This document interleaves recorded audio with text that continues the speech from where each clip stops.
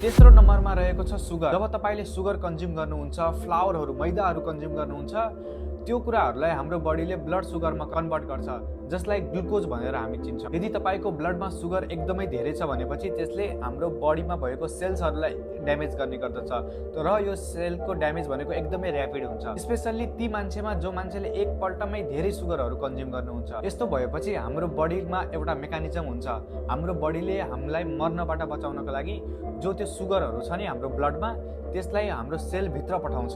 सेलभित्र पठाइसकेपछि त्यो सुगरहरू इनर्जीको लागि युज हुन्छ, अनि यो ब्लडमा भएको सुगरलाई सेलभित्र पठाउने काम गर्ने भनेको एउटा भेरी इम्पोर्टेन्ट हार्मोनले हो, जो पेनक्रियाले प्रोड्युस गर्छ, जसलाई हामी इन्सुलिन भनेर चिन्छौँ। तर जब तपाईँले रिफाइन्ड सुगर धेरै एमाउन्टमा खानुभयो, त्यो गरेपछि तपाईँको ब्लडमा सुगर लेभल एकदमै बढ्यो, अनि त्यो सुगर लेभल बढेपछि तपाईँको पेनक्रियाजले पनि इन्सुलिन त्यति नै धेरै एमाउन्टमा प्रोड्युस गर्नुपर्ने हुन्छ। इन्सुलिन पनि एक प्रकारको ग्रोथ हार्मोनको रूपमा लिइन्छ, जसले प्रोस्टेटको अलरेडी इन्लार्ज भएको प्रोस्टेट छ, जो तपाईँको अलरेडी सुन्निएको प्रोस्टेट छ नि, त्यसलाई अरू नै ठुलो बनाउनमा मद्दत गर्छ, जसले गर्दा तपाईँको पेसाब नली थिच्चिने, तपाईँलाई झनै गाह्रो हुने समस्याहरू हुन सक्छ। यति मात्रै नभएर तपाईँले धेरै एमाउन्टमा सुगर खानुभयो, जब त्यो सुगर किडनीमा पुग्छ नि, तब किडनीले युरिनेसन फ्रिक्वेन्सी, पेसाब एकदमै धेरै फ्रिक्वेन्सीमा लागिरहन्छ, तपाईँलाई राति उठेर पेसाब जानुपर्ने हुनसक्छ, त्यो कारणले तपाईँको निन्द्रा पनि डिस्टर्ब हुन्छ। त्यसैले यसको प्रिभेन्सनलाई के गर्ने, सुगर चाहिँ कट अफ गर्ने, रिफाइन्ड सुगरहरू सक्दो कम खानु। चौथो नम्बरमा रहेको छ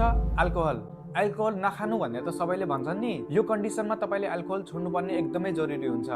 किन भन्दाखेरि अल्कोहलले लिभर ड्यामेज गर्छ। लिभर ड्यामेज भयो, लिभरको एउटा मुख्य काम मैले भनिसकेँ, हर्मोनल ब्यालेन्स गर्ने। तपाईँको इस्ट्रोजेनको लेभल, तपाईँको इन्सुलिनको लेभल बढेर जान्छ।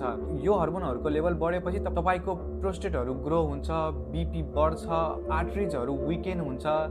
स्पेसल्ली बियर, जो मान्छेहरूले एकदमै बियर खानुहुन्छ नि, बियरलाई स्टेरोजेनिक भन्छौँ के, त्यो भन्नुको मतलब बियर खाएपछि इस्ट्रोजन लेभल एकदमै बढ्छ, अनि त्यसले गर्दा हजुरको प्रोस्टेट इन्लार्जमेन्टमा एउटा अरू ट्रिगर गर्ने फ्याक्टर बन्न सक्छ। त्यसैले बियर कट अफ गर्नुहोस्, रक्सी कट अफ गर्नुहोस्, ग्रिन टी खानुहोस्, हेल्दी खानुहोस्, हेल्दी रहनुहोस्।